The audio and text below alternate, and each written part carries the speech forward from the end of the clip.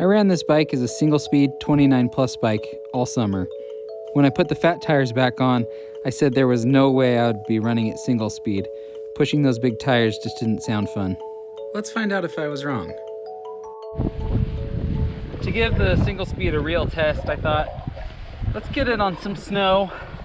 Otherwise, I'm basically just riding a single speed mountain bike.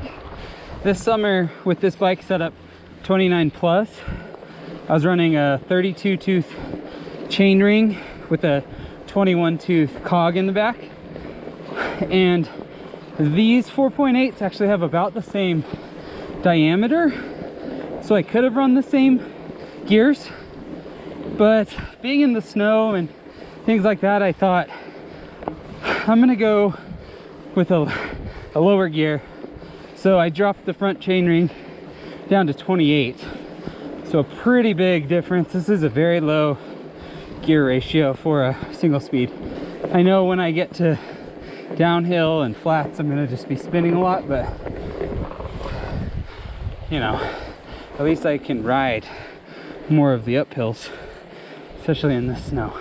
Let's see how this downhill goes.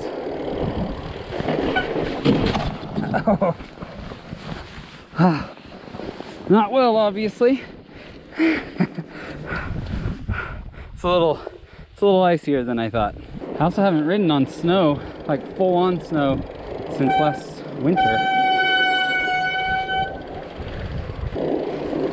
The water bottle's gonna fall out. Man, it's pretty though. It's my favorite thing about riding in the winter. There's like very little traffic. It's quiet. Oh. I might need to drop the pressure a little.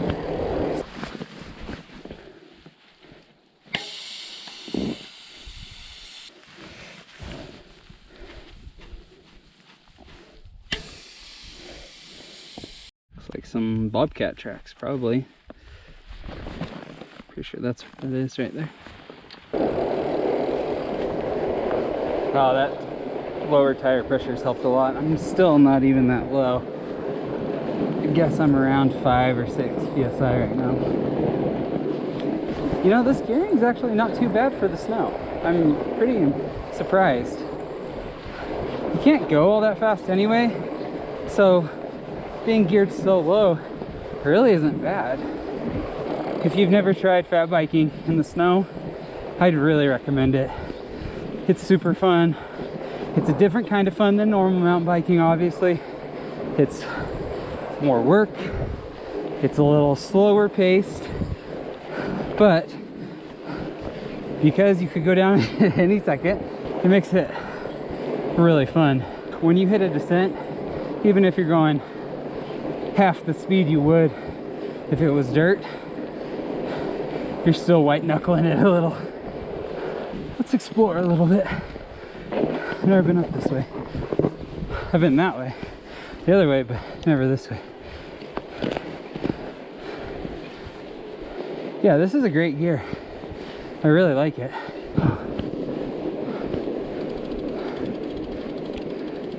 This is pretty cool.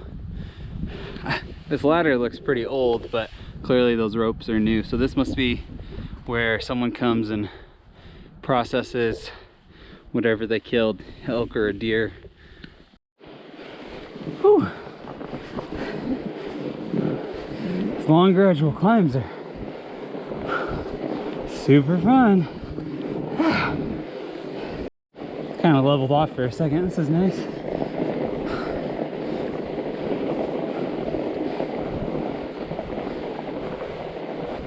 My GoPro died because it's too cold, but just a second ago there was a sign that said road not maintained. And I'm like, yeah, very clearly.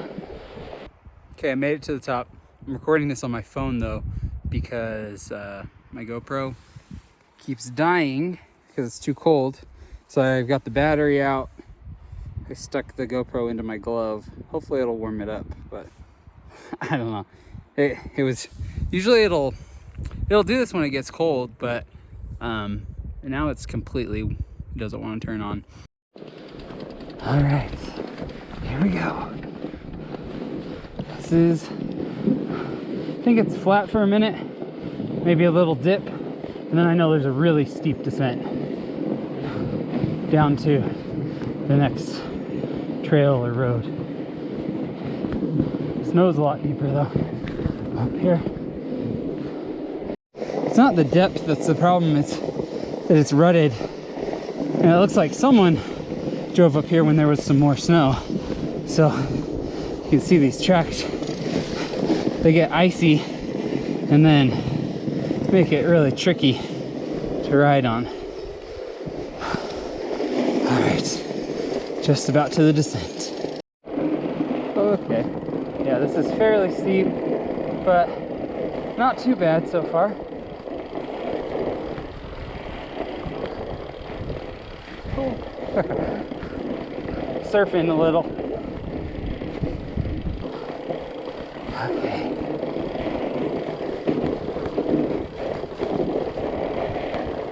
This is cool.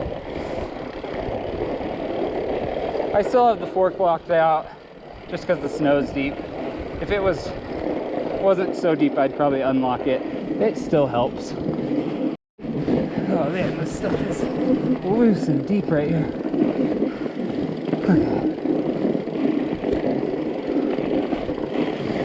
This hasn't seen the sun in months. And this is the way we're gonna go.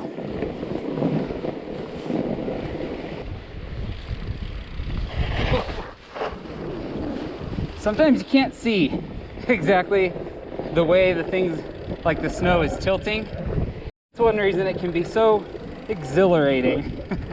I think that's the right word. You just have no idea what's gonna happen. Like right now, it looks like I'm about to cross a frozen pond. Look at that, pure ice. So I've crossed this in the summer and it's just a spring. So it's not like it's gonna be deep. I'm gonna cross over here where it's not as wide, just in case. I just don't want to get my feet wet. This is perfect snow conditions right here. It's crusty and smooth. You can go pretty fast on this. There's just bobcat tracks everywhere. I followed them pretty much the entire ride. This little bit's probably the only time I wished I had a higher gear. It's just slightly downhill. At least I have a guide back, thanks to Mr. Bobcat. All right, so I'm back in the truck. The camera is finally back alive. It was just too cold for it, and I actually couldn't even get it on until it had been plugged in for a while. That was a super fun ride. I have missed riding in the snow. I'm pleasantly surprised with the gear ratio. I thought 28 in the front, 21 in the back was gonna be way too low, which there were some times where I thought, okay, this is pretty low. But for the most part, it was great. I don't think I'd go a whole lot lower. It's a totally different ball game in the snow compared to setting up your gearing for on dirt. So it's just so much slower paced that it's kind of nice to not have to crank really hard all the time, because then you lose traction. So I would maybe drop it to a 20 tooth. I don't have one right now. I think I only have maybe an 18 tooth. Hopefully you enjoyed this. It was a little bit of a different thing. I know there's people who single speed on fat bikes out there, but they are few and far between.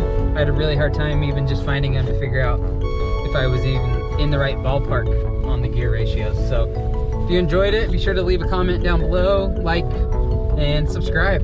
Thanks for watching, and I'll see you next time.